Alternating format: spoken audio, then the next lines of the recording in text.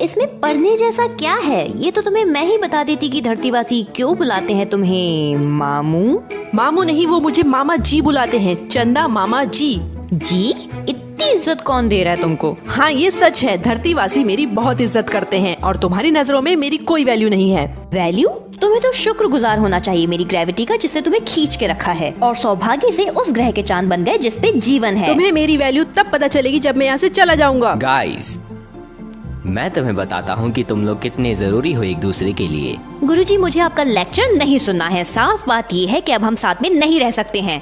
अर्थ, थोड़ी देर के लिए चुप रहो, ठीक है? सुनो, धरती की ग्रेविटी चांद को खींचती है ना? हाँ। और चांद भी अपने गुरुत्वाकर्षण से धरती को खींचता है। हाँ। क्या? दोस्तों, चांद भले ही छोटा है पर उसका गुरुत्वाकर्षण बल भी धरती को प्रभावित करता है।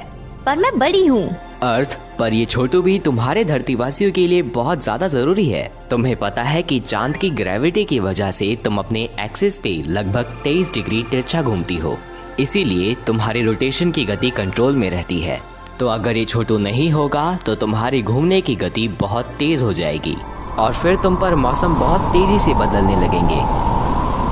और तुम्हारे लिए ये जानना भी जरूरी है कि चांद की ग्रेविटी तुम्हारी समुद्री लहरों को खींचती है, और अगर ये छोटू नहीं होगा तो इसका कंट्रोल सूरज के पास चला जाएगा और फिर तुम्हारी सतह पर भूकंप और सुनामी जैसे हालात पैदा होंगे और ये परिवर्तन तुम पे मौजूद जीवन को खतरे में डाल देगा।